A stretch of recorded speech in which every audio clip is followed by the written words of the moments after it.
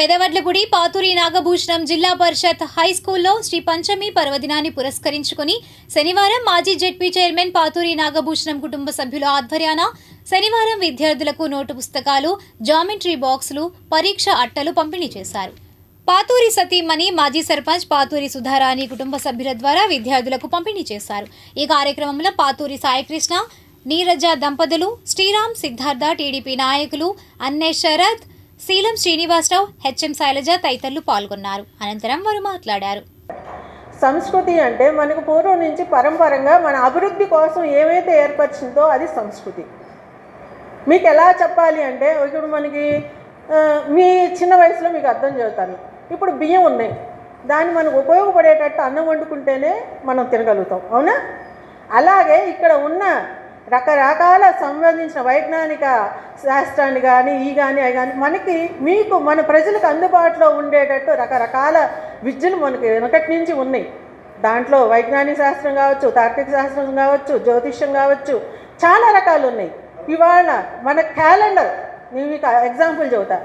మన క్యాలెండర్ 1000 సంవత్సరాలకు కూడా ఇవ్వగలరు. అదేంటి మేడం ఇంగ్లీష్ వాళ్ళు వేయరా అంటే, ఇంగ్లీష్ వాళ్ళు డేటు ఆ రోజు సాటర్డేనా సండేనా అంతవరకే ఇస్తారు. మన క్యాలెండరు ఎప్పుడు సూర్యగ్రహణం వచ్చింది, ఎప్పుడు చంద్రగ్రహణం వచ్చింది, ఎప్పుడు ప్రకృతి వైపరీత్యాలు ఏదైనా వర్షాలు, ఇవన్నీ మన క్యాలెండర్లో ఉంటాయి. అంటే మన పూర్వీకులు ఎంత దాన్ని పకడ్బందీగా ఏర్పరిచారో మీరు అర్థం చేసుకోండి. మరి ఇంకా చెప్పాలి అంటే ప్రతి సంవత్సరం ఈ పంటలు బాగా పండుతాయి, ఈ వ్యాపారం బాగుంటుంది అనేది మనకు చెప్తూ ఉంటారు. దాని ప్రకారంగా వ్యవసాయం చేసుకునేవాళ్ళు, దాని ప్రకారంగా వాణిజ్యం చేసుకునేవాళ్ళు, లాభాలు పొందేవాళ్ళు, బాగుండేవాళ్ళు. మరి ఇవాళ మనకి ఇంత శాస్త్రాన్ని అందించిన దీన్ని మనం దాన్ని అందుకోలేకపోతున్నాం. మనం దాన్ని కామెడీగా చూసుకుంటున్నాం. ఎప్పుడైతే మన సంస్కృతిని కూడా మీరు అవగాహన చేసుకొని దాన్ని ముందుకు వస్తారో అప్పుడు మాత్రమే మన దేశం మంచి అభివృద్ధిలోకి వెళ్తుంది.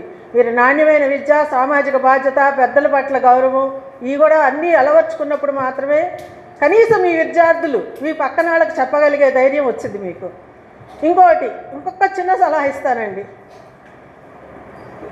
ఇప్పుడు మీ తాతయ్యలు, మీ నాన్నగారు ఏదైతే పనులు చేశారో ఆ పనుల పట్ల ఇప్పుడు వ్యవసాయదారుడు అనుకో, వ్యవసాయం గురించి చూడండి. ఒక్కసారి సంవత్సరానికి నాన్నతో తాతతో వ్యవసాయానికి వెళ్ళండి.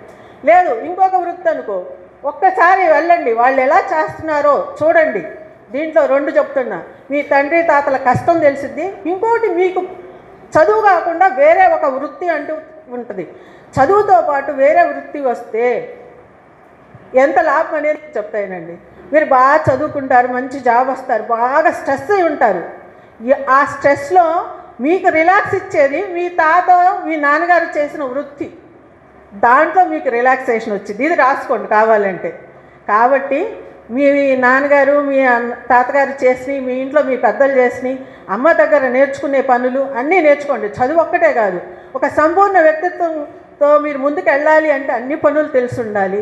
మరి ఇవాళ మీ అందరితో ఇంటరాక్ట్ అయ్యే అవకాశం ఇచ్చిన హెచ్ఎం గారికి, అలాగే ఇక్కడ ఉన్న అందరికీ ధన్యవాదాలు చెప్పుకుంటూ, మరి మీరందరూ భవిష్యత్తులో మంచి పౌరులు అయ్యి ఈ వడ్లపూడిలో మళ్ళీ మీరు ఇంకా మంచి మంచి పనులు చేస్తారని ఆశిస్తూ నాకు ఈ అవకాశం ఇచ్చిన మీ అందరికీ ధన్యవాదాలు.